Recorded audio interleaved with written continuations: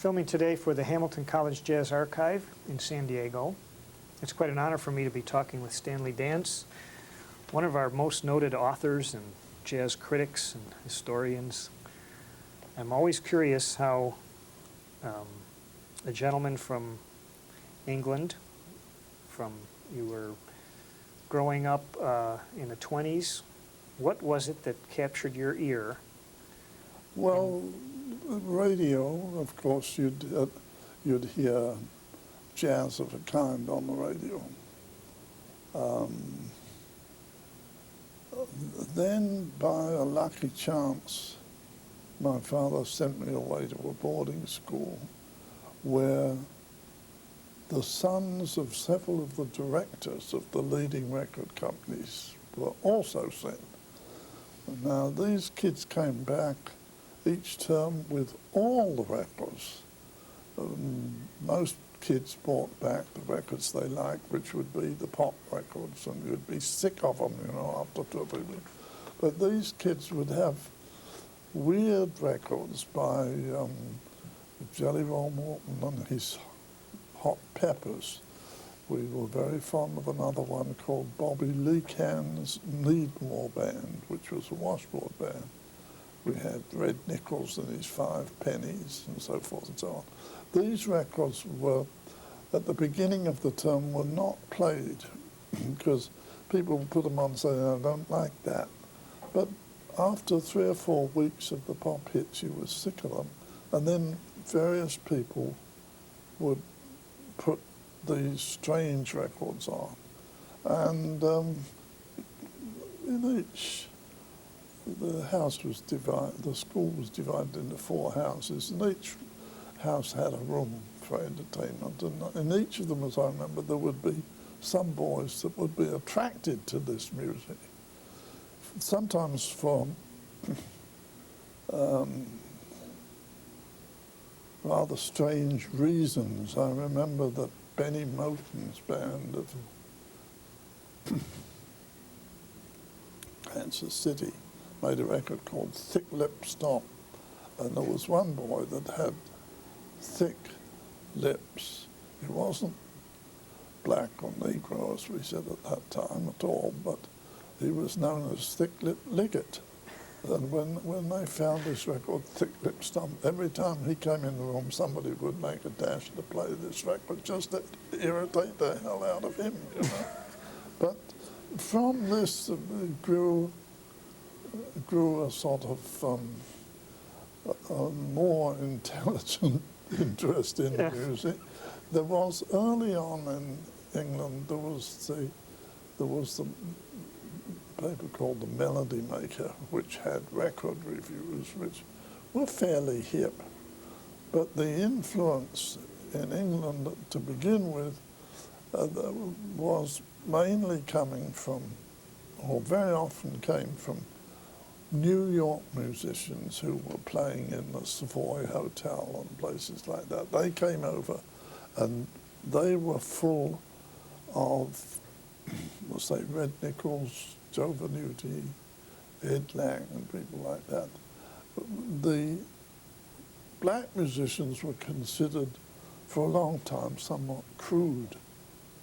And it wasn't until, I guess, almost 1930 that we began to discover this music with a little more serious intent. And then there was nevertheless quite a big interest in jazz in England as in France. And then the musicians started to come over. Louis Armstrong came, Fats Waller came, and then in 1933 Duke Ellington came. And that, although that later became my main thing, that was unquestionably the biggest sensation any jazz group ever made in England. They played at the Palladium, which was a sort of vaudeville house, and they would play a set of about 40 minutes or so. And that was not enough for the audience. The musicians knew of Ellington by then, and there was a big clamour for a better presentation, and the Melody Maker organised 2 concerts in the Trocadero, which was the biggest movie house in Europe, and it was packed and jammed. And the first concert was sold out, and Duke knew they wanted to hear what they called the real thing. You know, they didn't want to hear Stormy Weather again. They wanted to hear his compositions. And he played an excellent program. At the second concert, he couldn't really believe it. He compromised a bit. He played some of the more popular things. But that that was a sensation. They looked very smart. They were well dressed in sort of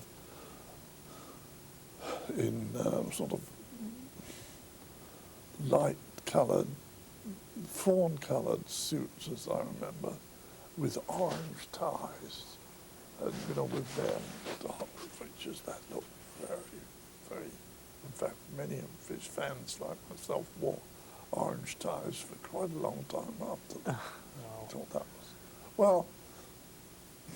I really only said hello to Duke on that occasion, but then I remember meeting somehow or other Fats Waller when he was there. That was very instructive. Went backstage where he was playing and got into an argument with somebody. That must have been around 36, I guess.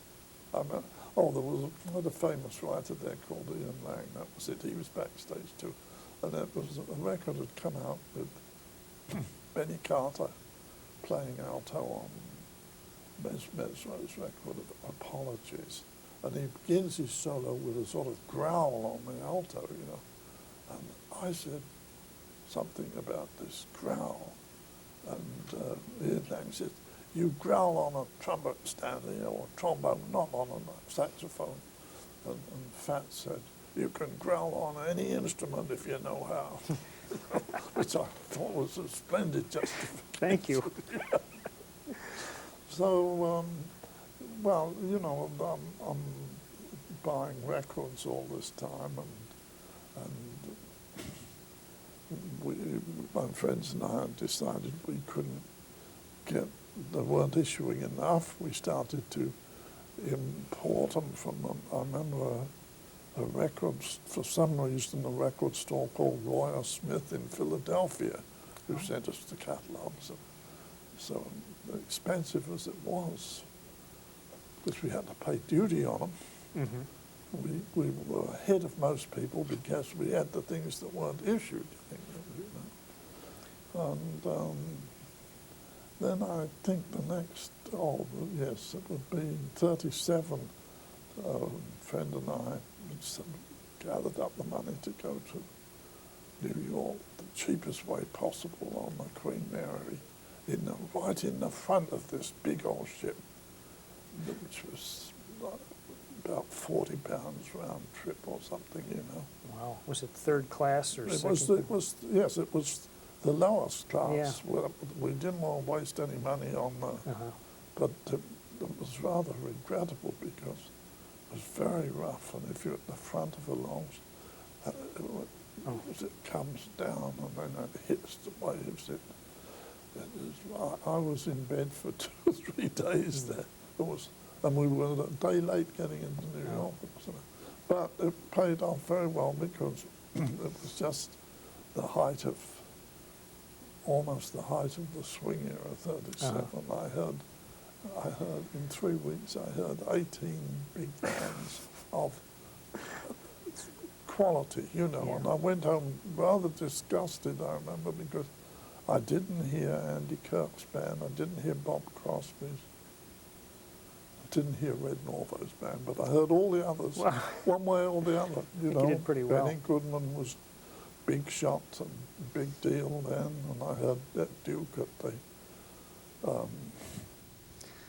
Let me ask you Cotton something Club. about, right at the beginning you said the pop music when you were in boarding school and most of your friends were bringing back pop records. Can you describe what it was pop music Well, at that time? it was dance music, a lot of it. You know, it was very square dance music. It was singers, just like today, pop singers today.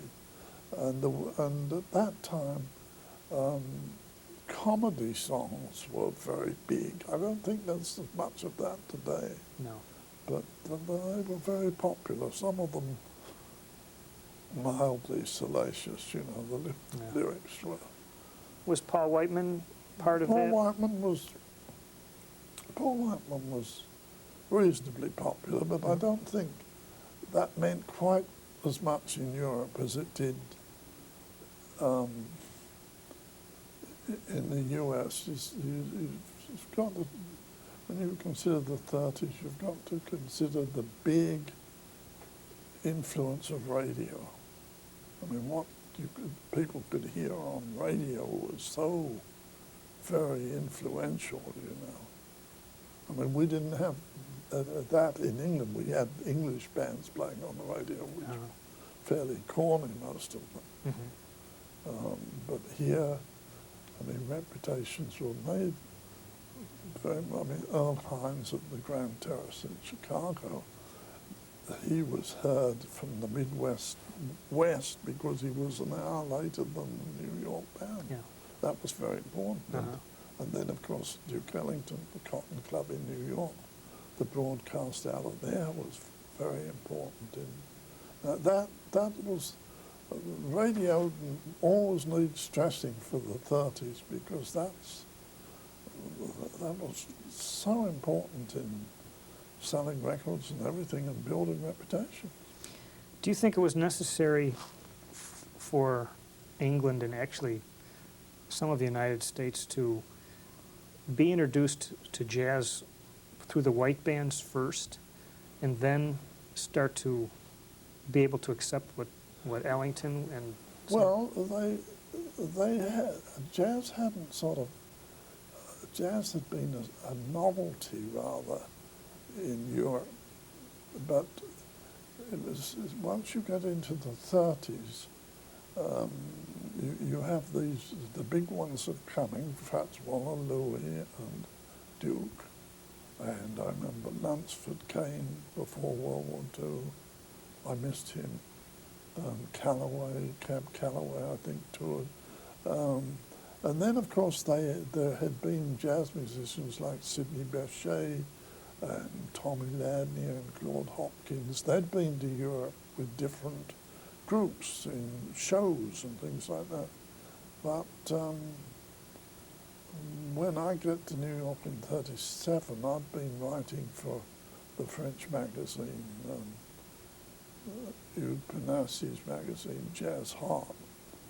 And I had an introduction to one of their American correspondents, Alan Oakley, who was making records for Irving Mills at that time. And so that was a very big part of my visit, that at night I could go out and hear the bands at the Savoy Ballroom and places like that. In the afternoon I could go to a record session, which was a very, she'd come from Chicago and she knew the scene much better than I did, of course. But when did you have aspirations to be a writer before you got into the music? No. I was, my father was, had several business operations of different kinds, and when I left school, he sent my older sister to Oxford, and he said, I think you should go. And I said, why? He said, well, he said, you could get a good job, you'd get in a church, maybe, you know. I said, oh. And he said, yes, that's a lot of security there. And I said, no, I don't think I hated school, and I didn't want any more education because I said, I don't need that to come in this business. I can do arithmetic very well, that's all I need. Well, of course, I was very foolish. I missed her. I mean, as for where writing was concerned, I began writing some, opinion really in a French magazine, which was published in French and English. Just that I made the most of that. Looks But- good. Looks good on your resume, right? I could always read French, but I could never speak it well. But then I was going to go back to New York, but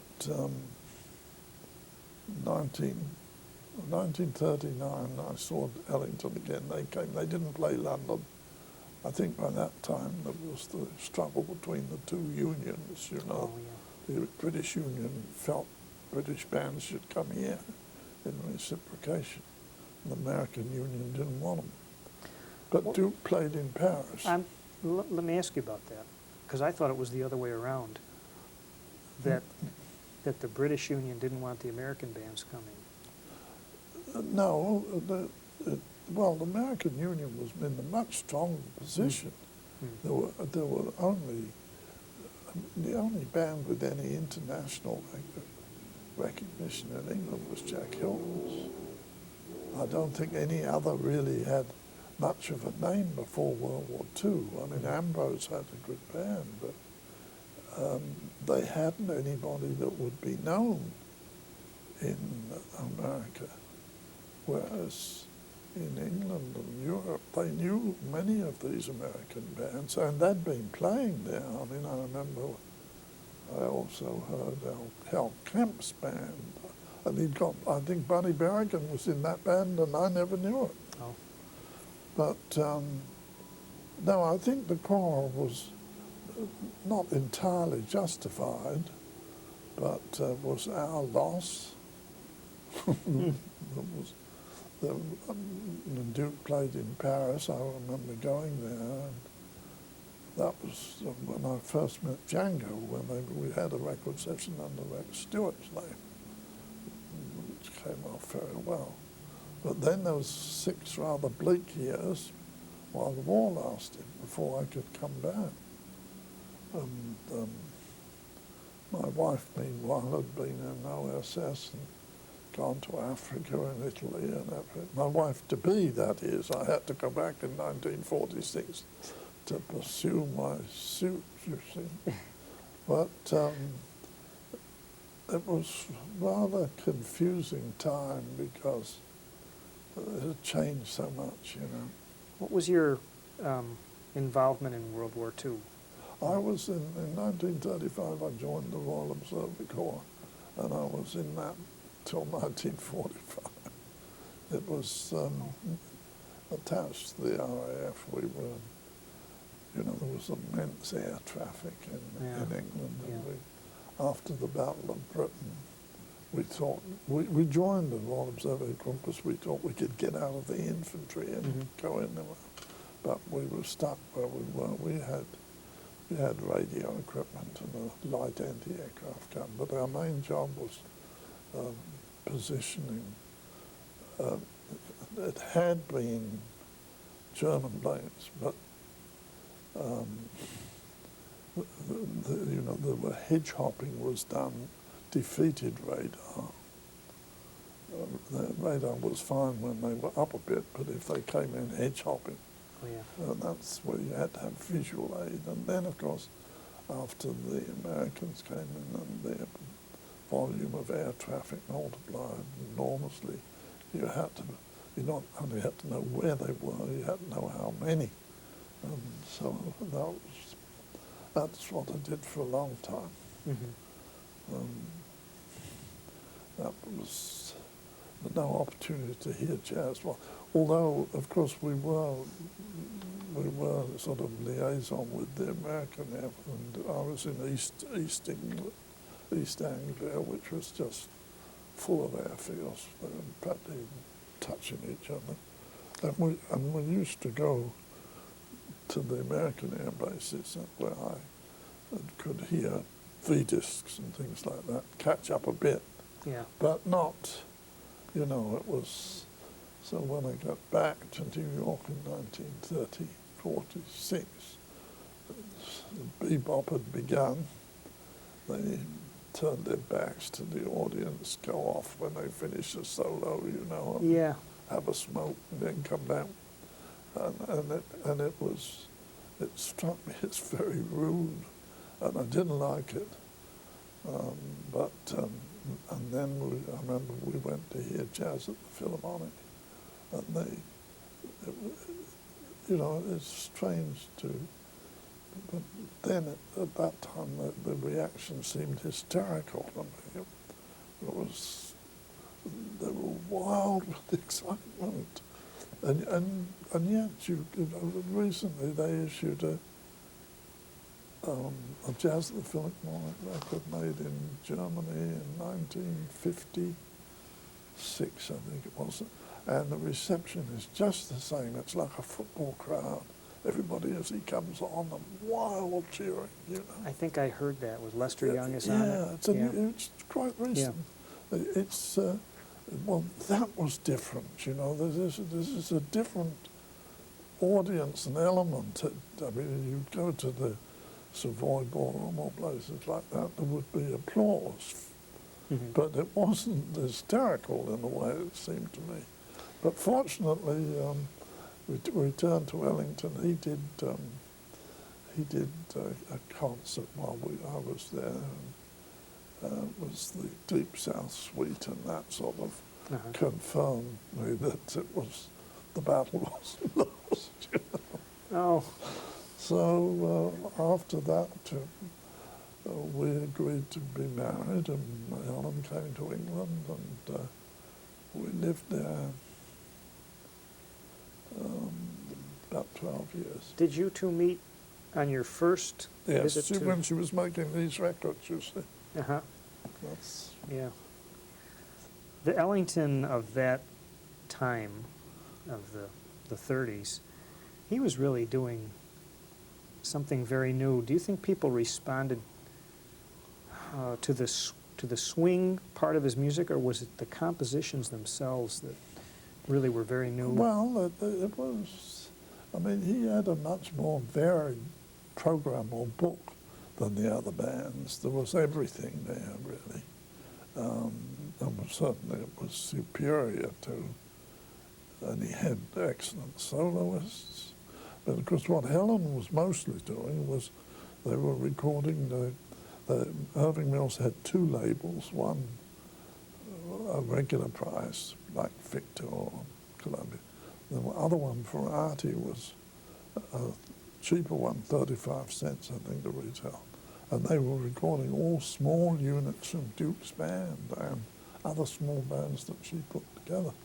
And they were very successful too on the jukeboxes. I mean, there's another factor that belongs to the 30s very much. You have the radio and jukeboxes. After World War II, they're both fading in importance, really. And of course, television really hasn't been much help, has it? No. So, and where did we go? Well, during the 12 years we lived in England, various people came over. We saw Mary Lou Williams, and Helen will tell you how Duke came to play the Leeds Festival, where he was presented to the Queen. And then one night, I was at a party at a village called Felsted, where the head of British Decca, Sir Edward Lewis, he had a house, and he was at the party, and we were drinking. And by this time, I was pretty disgusted with what was happening with jazz, because it was what his labels were issuing. He had 3 or 4 different labels. He was issuing Dixieland or bebop, nothing in between. And this is when I'm credited with coining the term mainstream. And so I'm telling him, um, you're, you don't have any mainstream jazz, and it's just very painful, all this Dixieland and everything. And so by this time we'd had quite a lot to drink, as I remember, and I thought that's the end of that. But the next morning he called me from London and he said, look, you're quite right, you know. And in the 30s he'd sent a famous British musician called Spike Hughes to New York to make records when he made some very good ones with Coleman Hawkins, Benny Carter, people like that. So now he says, who we send to New York to make some of this mainstream jazz? So, but I just sold the business of my father's and I was kind of free, and I said, well, I could go. Well, I'd been on a lot of record dates, but I'd never produced any, you know. But I was going to get a free trip and record some of the music. So I was sent there to make 7 LPs, that was it. I forget exactly how much the money was, but by today's standards it would be nonsensical. But Decca had an arrangement with Victor that we would record with them. So the recording was done at Victor, but it was mine was fortunate in a way that it coincided with the arrival of stereo. This is 58, and these were almost the first records made in stereo, jazz records made in stereo, actually. And you said they were LPs. They weren't 10-inch records. They were The 12-inch the by that 12-inch time. But LPs. that was just when stereo was coming in, you know, and these engineers were full of jargon. It didn't mean a thing to me. I just wanted a good monaural record. But so the mainstream thing was a good commercial slogan, you know. That's something new to talk about. It was Yeah. a lot of nonsense. It was a buzzword, right? Yes, but the records did reasonably well, and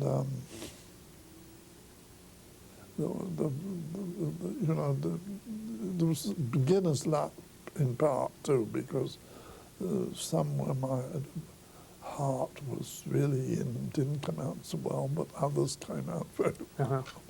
But so I go back with, and these are issued in Europe, quite good reviews, etc. And the following year, my wife never really got used to the English climate, and that we were living in a house that was 400 years old, you know, and of course the property after World War II in England was at a premium. You could, well, my father's house opposite there where we lived was 500 years old, but I was accustomed to that. But so we decided to move to Connecticut, where her father had a place, and he offered us a house sort of rent-free, and I thought, well, I could start up again. I got a Decca. I had to make, I think it was 2 more albums for Decca. And one, I'd previously made one with Dickie Wells, the trombone player, and 3 other trombones, 4 trombones and a rhythm section, which was unusual but was successful. I made another of those. And the other one I was planning what to do when Duke's manager came to me one day and said, I hear you're making some more records. I said, yes. But why don't you use my guys, our guys? I said, oh, Duke doesn't want us. He said, yeah, those guys need the money. So I said, well, can I have Johnny Hodges? He says, yeah, we'll have Johnny Hodges. You can just give him another name. And so I knew we couldn't have Duke, you know, so Billy Strayhorn could play piano. And that's how that album came about, which is rather a vexed subject in, I don't know whether you've read Hadju's book, have you, on Yes. Strayhorn? Well, you know, it's completely misinterpreted. Uh-huh. It's as though I was trying to pull a fast one, Yeah. but I knew exactly that Johnny Hodges was a close friend of mine, and I knew very well that he was under contract to Norman Granz, you Right. know. But and then that was the end of Decca, those two. And then I had in the first batch, one of the things that led to more activity was Earl Hines was another of my idols. He was in San Francisco, and I hadn't the time or the money to go out there, but a Belgian friend of mine was going out, and I got him to record a session, which was very successful. And then, after a time, I had an English friend who was recording called Dennis Preston. He made quite a few records for him, which were issued on English Columbia. And I started to write. I wrote for various jazz magazines here. Then I had a year on as the jazz critic of the New York Herald Tribune, which was bad. That was a terrible job, really. You go to Carnegie Hall, you have to leave before the concert ends, and you get down there and you've got to write the piece in about 20 minutes. To hit the deadline. And you know, the time I paid to stay in a hotel overnight, there wasn't much money. Oh, But I can't remember how, but I had a long period on the Saturday Review before that closed down. That was taken over by Psychology Today, and they soon messed the magazine up, you know. It was a shame. yeah. And I wrote for Music Journal for about 12 years. And, you know, then there were various magazines doing interviews for Downbeat and Jazz magazine, which subsequently I put into these books, you see. Right. So we struggled along that way. We struggled along. Was it ever, was it a good way to make a living for you? No. Oh, Even, no, yeah. no. Because, no, I mean, there's not great money in it. Not for writing. You know, these, of the four worlds I did, the world of Duke Ellington was the only one that made any real money. Not that it's any better than the other three, but the thing is that it has the bigger name to it, you know. The one on Earl Hines had a full-page review by James Baldwin, but it still was the least seller, you know. No, if you're going to try and make a living in that field, that's why so many of them end up working for record companies. Right. But you've just got to put a lot of little things together.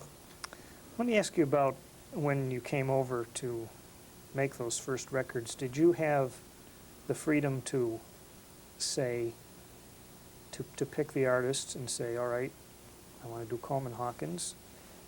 Did you then let him pick the rhythm section? Well, you have to, there's give and take there. You say, I want so-and-so. Then they'll say, well, I want so-and-so. And it isn't, you've got to keep goodwill on both sides. Later, I made an album for Camden with a big band led by Andy Gibson, a very good arranger.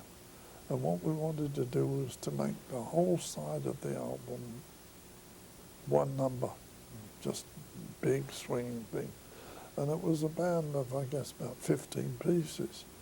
And then this man has been in the profession for, probably 30 years at that time, and he knew everything. He knew, they have friends too, you know, and then there are musicians that have done them favours, have had them on records. They want to repay that. They're looking to a future themselves. So you end up with, very often, well, in that case, you may end up with one or two people you wouldn't have hired, but you more or less obliged to. But generally, they more or less reflected what I wanted, you know. When you got to the end of a take, was it your call to decide that you needed to do another? Both of you, Uh-huh. both of you. Very often you could, very often you may be a little bit in doubt, you know. You may say, do you want to make another? And he may say, yeah, or he may say, what for? And if he says, what for, you don't make another, you know. How much time did you usually have in the studio to? Well, you see the 3-hour session is 15 minutes of music. Oh, That's what you're entitled to I use see. by the union. But what I did, I'd pay a half an hour overtime, which would entitle me to another 5 minutes of music. So you did 3.5 hours, and you're then entitled to use 20 minutes of music, which is one side of an LP. Ah, so the 15 minutes that might have gone on a side of a record was simply because that's all the recording time you had. It wasn't. A 3-hour session is standard, and the union allowed you to use 15 minutes from that. Oh, I didn't realize it was Yeah. so Yeah. regimented like I mean, that. you could use 12 minutes if you like, but the maximum is 15. I see. And by doing the extra half an hour, you'd get enough. You wanted about 20 for an LP side, you see. Gee, the union was really quite Well, strong. Huh? I was. I don't think we need to have been as careful as we were about that. When I got back to England, some of the performances were edited down because we'd got a little more time than we should have had. Uh-huh. But I don't think we needed to have done that. Yeah. I don't think the union has time to check all those, you know. Uh-huh. But we didn't want, you know, the company didn't want any trouble there. Right. It wasn't a question of the artists. Right. But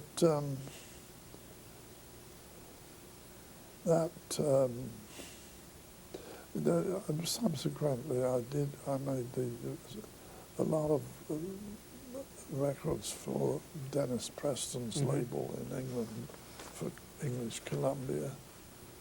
And by this time I was getting sort of involved with Ellington when Doubleday finally agreed with him to do Music Is My Mistress, his book, you know. Doubleday was up at the Rainbow Grill and says to Duke, well, it's high time we had your book, Mr. Ellington. And Duke said, well, how much, Mr. Doubleday? And he said something, I forget how much it was, but it seemed a lot of money at the time.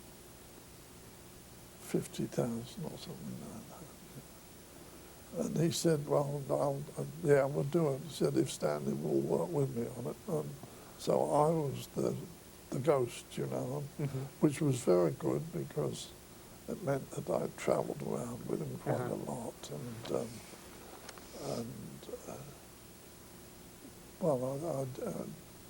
My contribution was not really was sort of rephrasing some things, but as far as possible, it was just as he said it, you know.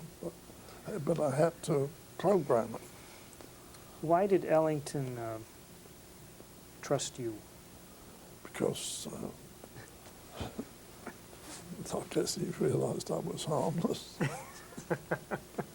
No, well, I mean, by this time he knew my wife by this, you know, from way back, and her brother too. And they used to play bridge together, and I think, you know, I used to go to all these record sessions and everything. He just got accustomed to my face, you might say.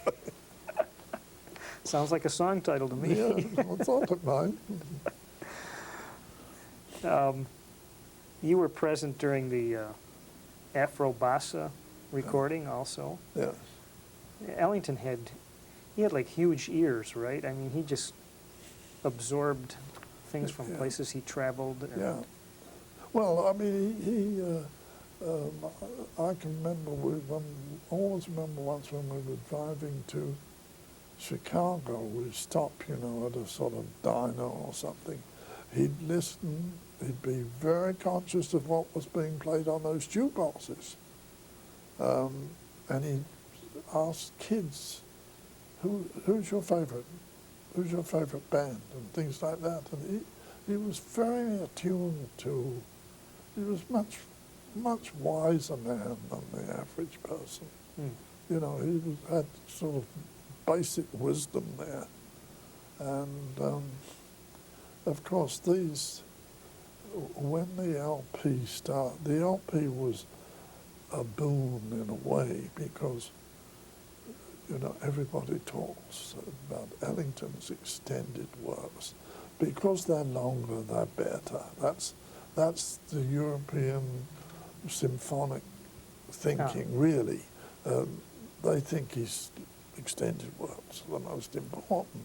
But when he starts to do suites, they don't realise that a suite always was a connection of assorted sort of dances, really. That's what it was way back in Tudor times.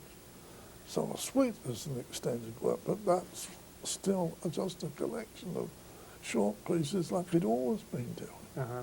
And it was a very good thing because those longer works were some marvellous music in them, but that wasn't any more important than what was going into the suites. Why did you ask about Afro Bossa? Because that's that in my opinion is a very good album. But if you notice, everybody talks in the later period of Ellington, they always talk of the Far East suite. Mm-hmm. Now why, I don't know. I mean, the Afro-Eurasian Eclipse and Afro Bossa, these have much more original work in. Yeah, it also, I think, from what I've listened to, was one of the first times the extra percussion Mm-hmm. had a place in the music. Well, then of course he did the Latin, what was to have been Mexican Anticipación. I went round South America with him on that tour, and then when we came back, then we went to Mexico, and he'd promised to do a Mexican suite, and he was writing that as we travelled around Mexico. He would play a concert. I remember we played a concert in Mexico City. The next morning, we left for Merida early in the morning on a DC-3. You remember those old planes? Twin engine, Dakotas. We fly out in that to Merida, and we play an outdoor thing in a big arena. The plane was an hour late, so a good part of the audience had gone, and the amplification was awful. It was, it had got mics sort of so that the bass and the trombones were amplified enormously, and the saxophones you could hardly hear. But the crowd thought it was splendid, you know. Well, then we finished that and go back to the hotel, and he's going to continue writing the Mexican Anticipación suite. That's how he did. He was writing all the time when he's travelling, no matter what the hours. Then he found there was no room service in the hotel, so he said, well, we better go to bed. And then we leave the next morning, we get up about 6 o'clock. I mean, do one of those tours is amazing, makes you wonder how they stood that, you know. For so many years, yeah. Yeah. I mean, flying simply meant that instead of doing a one-nighter in a bus from city to city, you flew from one city in one country to a city in another country. And you have to go through customs and funny money and all that stuff. Yeah. You know. So it wasn't that much better with the advent of the airplane. Well, it did sort of open up the world. I mean, Yeah. bigger markets, I suppose. Yeah. Yes. Could Ellington write without a piano? Yes. Yeah. Yes. Yeah. You just could hear it. He naturally preferred to have one, Yeah. but he did. Yeah. I guess there's that story about him and writing Mood Indigo, Yeah. in such Well, short order. Yeah. Well, you know, a lot of those things come out of what he hears when they're sort of not. They don't do much rehearsing, you know. The rehearsals, even when they're going to make a new recording like that one that's based on John Steinbeck's book, Sweet Thursday. I remember they were doing that in Boston, and they were playing in a hotel, and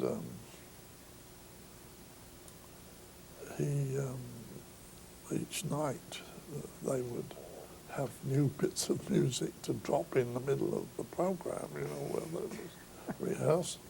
But I can always remember when he was doing that, that's where he explained the story to me, which is he would be in the shower and he would think of something and get out of the shower and go and alter it on the score and get back in the shower. You don't lose things that way, you know. In your experience watching that band from night to night, I've heard that they weren't real consistent in their performances, that they could be on and off at a moment's notice. Well, musicians say that. They say that it was often sloppy. Well, undoubtedly there were occasions, you see, when somebody was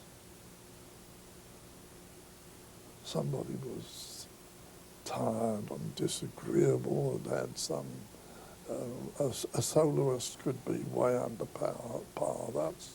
That's undoubtedly true. Mm-hmm. But, you know, it's amazing how all these records, live performances have come out that were taken from broadcasts and things. They don't really show that very much, you know. No. I think some of it was jealousy on the part of other musicians. Yeah. And even envy, you know, where, I mean, there were so many guys that would have given anything to be in that band, and they were never asked, or they would even may have approached and been turned down. This is one way of getting their own band. Uh-huh. Was there a difference in sound to your ears between most of the white bands and most of the black big bands? Yes.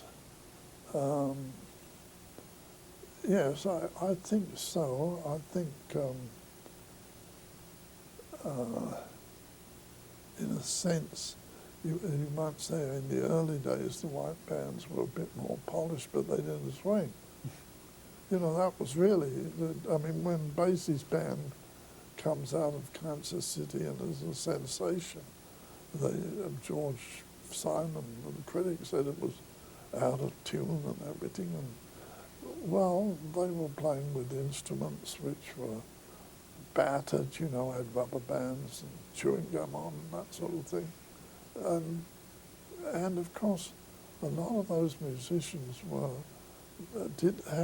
had the education that white musicians had. Mm-hmm. They were probably not good readers to start with. So that was why Basie's things stressed head arrangements, which they'd sort of cooked up themselves. But, if you take if you take the best black bands of the swing era, for the Morning Bell of swinging, they're undoubtedly very much superior. You can take Goodman's band as probably the best of the white bands, Artie Shaw's, Glenn Miller's, Tommy Dorsey had a very good band. But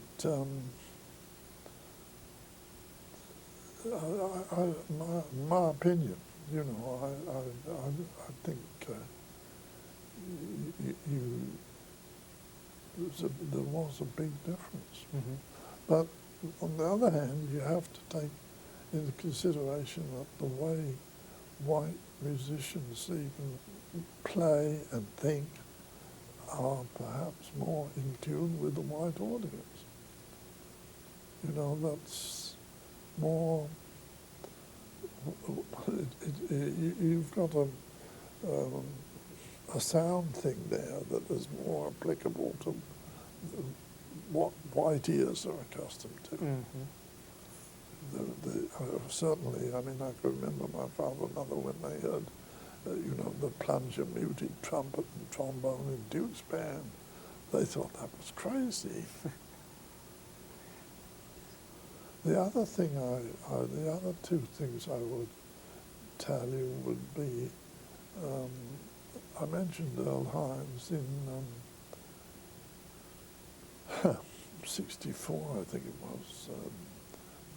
My friend Dan Morgenstern and his friend David Himmelstein, they'd got the Little Theatre in New York. There was an Israeli company playing there, and they couldn't play on Saturday or Sunday or something. And Dan and David had got this theatre where they could put on jazz. And they opened with Coleman Hawkins and had a big success. And we were talking afterwards, they said about whom they should have next. And I said, well, why don't you get Earl Hines? He'd been through the previous winter with a rather poor little band. And bring him in, have him play a lot of piano. And they said, would he come? And I said, well, I could try. I'd been in touch with him for years because I had a friend in San Francisco who used to send me records of his broadcasts, and then he used to send me, he had a radio program, and he'd tape, instead of sending me a letter, he'd tape a thing and send it, and usually play a number on that piano. So I knew he was still wonderful. So he came and played a concert for them in the Little Theatre, which was a sensation, and it got splendid publicity in New York. Whitney Balliet wrote it up in the New Yorker, and then he made records for Columbia and Victor, and then he was off. He went to Russia for the State Department and for the rest of his life. Oh, when he went to Russia, he said, while I'm away, will you take care of any business there is coming in? And I always remember we were in a hotel room. He took he's from Chicago, he took a gun out of his pocket and chucked it across the bed and said, you better keep this, I better not take that on a State Department tour with you. It was loaded too. But so after that, I became like his unofficial manager. Mm-hmm. And, he made, must have made about 30 albums before he died, and proved himself. Yeah. No question about that. He was, unlike some of the other famous record makers. He was a genuine improviser. Most things were one take, you know. Oh. Yeah. Well, much was made of his innovative work with Louis Armstrong. Well, you see, that actually worked against him in a way, because here's a man who made his name really in 1928. He made Weatherbird with Louis and West End Blues, which are two of the most famous records in jazz history. So people will automatically think of him as being old-fashioned because he was of the 20s, but he'd revolutionized piano playing. And he always asked people, other pianists, he said, how do you do that? And if they asked him how he did it, he would always show them. And he incorporated new things, right? He did one book, I don't know, did you read that recent book by Teddy Wilson? That's worth reading. Okay. If you've got it in your library there, he tells what makes Earl's style distinctive in a way nobody else had. It's very good. Yeah. What else did I do? Oh, one other thing. Yes, one other thing. They were having some revival of Basie and George Weah's thing at Carnegie Hall, and I said they had a meeting where we all put up ideas, and I said, well, you ought to get back his best singer, Helen Holmes. And for some reason I was in Louisville, and I went and spent the night talking to her practically and persuaded her to come back. She had more or less retired. When her mother died, she'd been working in a munition factory and playing bingo and was very happy, wasn't But she came back as a result of that. And she enjoyed, she was another great talent, you know, that's been forgotten. And she was very successful for about 10 years, I think. I see you also have won a couple awards. Grammy note for Duke Ellington. Yes, that was the first Grammy for liner notes. Yeah. I shared that with Leonard Feather. Yeah, he wrote half of it, and I wrote the other half. Yeah. When you wrote these books, the Count Basie and the conversations you had with the musicians, I noticed your questions aren't here. You just left out your questions and basically let them talk. Was there much editing you had to do? Well, This work? the editing you have to do, you have to put the material in a order, you know, because you sit for 2 hours talking to a guy. Well, he remembers something. He says, "Oh, but," and then, so you've got to bring this back. And I think the interviews which are question and answer are very tiring to read. I think the interviewer should be out of it as much as possible. I think it's a waste of space and the reader's attention, really. Good advice. What do you think of the state of jazz today? And it has been kind of elevated to an art form. It's been institutionalized in colleges and so forth. I think it's a positive thing for the music. Well, it's hard. I don't know. It's very hard to say, I think. It's, you see, one of the things that was really very important for jazz in the period we've mainly been talking about was the fact that people were dancing to it. And the musicians all liked that. Most of them liked it because, you know, they're not, it isn't quite the same thing as an audience sitting down, Yeah. where you've got to, well, I mean, that's why the tempos are so bad on many of those Jazz at the Philharmonic records. The tempos are too fast, and they're just tricks, flamboyant things. You notice how often they will repeat a little catchy phrase, and they know that's not really clever, but it gets a big hand. Yeah. It's a different thing. Well, I mean, I don't know that, of course, rock and roll comes along and takes away the kids are dancing to rock and roll, partly because jazz had become so ambitious that it wasn't very danceable. You could dance to it, but it didn't make you want to dance. I think that's an important difference, you know. Yeah. I like that word ambitious that you just used. Well, it is, isn't it? Yeah. You know, even today, there's a new book called The History of Jazz by Ted Chiaro. Well, the first half of it takes you up to the end of the swing era, and I understand that, and he's done a good job. Then when he goes into the rest of the history of jazz, you get bebop, but the later period, it seems as though you can do anything, and if it's different, it's good, but that's not true, you Yeah. know. If it's new, that it's justifiable. Yeah. Yeah.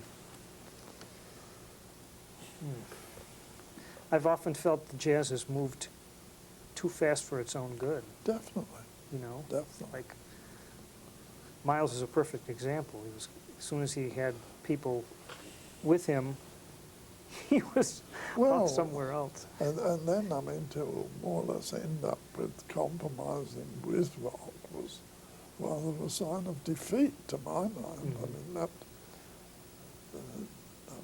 was a matter of money. You could say, but I don't think it was purely money with him. I think it was kind of desperation. Well, this has been a fascinating hour for me. Oh. And on behalf of jazz lovers everywhere, I'd like to thank you for your output over the years. Well, thank you very much. Your involvement in the music. It's been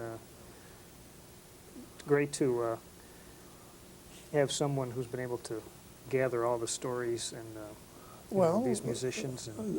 Just tell me, before I hand over to Helen, just tell me, what is the archive planning to do then beside these interviews?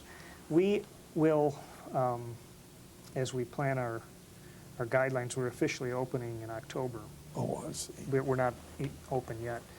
But we'll be a place somewhat like Rutgers where you can visit, and researchers and students and authors can view the interviews, read the transcripts. Whereabouts are you? We're in central New York.